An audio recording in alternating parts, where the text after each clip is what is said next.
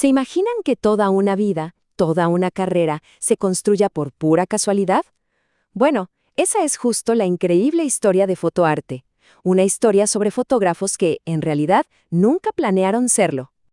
Y para entender esta historia, hay una palabra que lo es todo: serendipia. ¿Qué es? Pues es justo eso, un hallazgo súper valioso que te encuentras por accidente, por casualidad. Y no es una palabra que estemos usando al azar. El mismo fundador de Fotoarte la usa para contar cómo se definió su vida entera. Y fíjense, todo, absolutamente todo, empieza con este objeto. Una cámara, una Olympus Pen. Pero lo más curioso es que esta cámara no tenía dueño, no tenía nadie que la usara. Muy bien, ahora sí vamos a meternos de lleno en la historia. Hablemos del viaje de Julio Sáenz Beltrón, el protagonista de todo esto. Un hombre que, como ya se imaginan, se convirtió en fotógrafo por un completo y total accidente. A ver, para que nos hagamos una idea, estamos en 1972. Julio Sáenz Beltrán tiene 18 años. Y no es fotógrafo, para nada. Él era comerciante de ropa en Aguachica, Colombia. O sea, la fotografía no estaba en su radar ni de lejos. Y aquí es donde pasa la primera gran serendipia. La cosa fue así. Un conocido le encarga a Julio que le compre una cámara, esa Olympus Pen, en un viaje de negocios. Julio, buen amigo, va y la compra. El problema, cuando regresa, se encuentra con que su amigo ya se había comprado otra. Así, de la nada, Julio se queda con una cámara profesional en las manos y sin la menor idea de qué hacer con ella. Pero ojo, esto no fue un evento aislado, para nada. Este fue apenas el primer eslabón de una cadena de casualidades, una que terminaría construyendo una carrera que él jamás se había imaginado. Entonces, ¿qué hace uno en una situación así? ¿Vendes la cámara, la dejas en un cajón? Pues la reacción de Julio fue increíble, con una filosofía súper simple pero potentísima. Si no sabemos, aprendemos. Y ya está. Esa frase se convirtió en su lema, en el motor que lo impulsó a todo lo que vino después. Y con esa mentalidad, cámara en mano, Julio se lanzó a la aventura. Empezó una etapa de fotógrafo errante, ¿no? Se movió por Villavicencio, de ahí a Buga, luego con su familia a Pamplona y Cúcuta. Iba aprendiendo el oficio sobre la marcha, probando suerte, hasta que a finales de 1974 algo llamó su atención. Vio una oportunidad que nadie más veía. Y esto nos lleva a la segunda serendipia, una bien importante.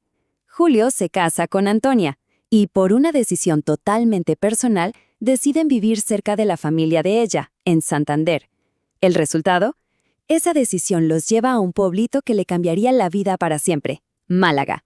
Fíjense, no fue una estrategia de mercado ni un estudio de negocios, fue una decisión familiar la que lo puso en el lugar correcto. Pero el comienzo en Málaga fue de no creer. Y aquí viene la tercera serendipia, una que nos muestra lo difícil que era todo. Su situación económica era tan, pero tan precaria que para tomar sus primeras fotos de carnet, ¿saben qué tuvo que hacer? Pedirle un rollo de película prestado a la competencia.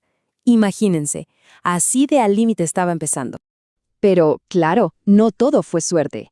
Aquí es donde la historia da un giro interesante. Es el momento en que la casualidad se cruza con la visión de negocio. Vamos a ver cómo Julio, con un riesgo muy bien calculado, convirtió a ese pequeño pueblo en una verdadera mina de oro. Y aquí la pregunta es inevitable, ¿no? ¿Por qué Málaga? O sea, ¿por qué apostar por un pueblo donde sus viajes anteriores como fotógrafo no le habían dejado casi nada de ganancia? A simple vista, parecía una pésima idea, un riesgo gigante.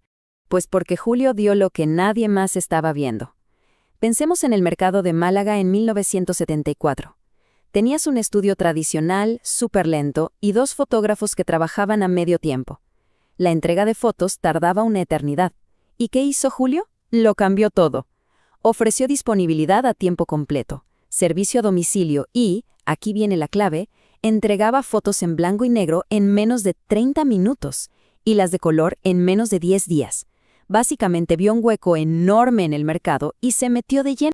Y claro, el éxito fue casi inmediato. Pero lo bonito de esto es que a medida que el negocio crecía, Julio también crecía como persona. Para 1975, con Fotoarte ya funcionando a toda máquina, él volvió a la secundaria. Iba a clases de noche para poder terminar sus estudios. Ese negocio que empezó por pura casualidad, ahora le estaba abriendo puertas que él creía cerradas para siempre. Pero la historia de fotoarte no es solo de crecimiento, también es una historia familiar. Una de mucho éxito, sí, pero también de una tragedia muy, muy profunda. A ver, el plan de transición era perfecto sobre el papel. Julio se gradúa de la secundaria y su siguiente meta es la universidad. Así que convence a su hermano, José Esteban, para que se mude a Málaga y se haga socio. Y funcionó. Para 1980, José ya era quien llevaba el día a día de fotoarte. La transición parecía un éxito total. Y entonces, la tragedia golpea. El 21 de diciembre de 1982, un accidente de autobús le cuesta la vida a José Esteban. Fue un golpe devastador para la familia y, por supuesto, para el futuro del negocio. Y aquí viene el detalle más desgarrador, un giro del destino casi cruel. El autobús del accidente era de la misma compañía que, apenas 3 años antes, había llevado a José a Málaga para empezar su nueva vida. Una última y trágica serendipia. Después de un tiempo, como es de imaginar, muy difícil, el negocio se le vendió a Ana, la viuda de José. Y fue ella quien tomó las riendas y continuó con el legado de fotoarte, asegurándose de que todo lo que su esposo había ayudado a construir siguiera adelante. Entonces, al final de todo este recorrido, ¿con qué nos quedamos? Pues con la reflexión sobre una vida que se forjó literalmente a base de momentos inesperados y sobre la increíble capacidad humana de encontrarle un propósito al azar. Y creo que nadie lo puede resumir mejor que el propio Julio Sáenz Beltrán. Él dice, y cito, «Considero que fotoarte fue una serendipia total para mí. Me permitió conformar una familia, culminar mis estudios de bachillerato y acceder a mis estudios de medicina. De otra manera, no lo sabría explicar». Es que es increíble. Un simple accidente no solo le dio una carrera, se convirtió en la base sobre la que construyó toda su vida. Y esta historia de fotoarte nos deja pensando, ¿no?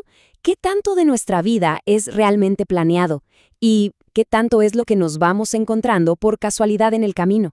Y quizá lo más importante es preguntarse, ¿qué hacemos cuando el azar nos pone enfrente una oportunidad o una tragedia?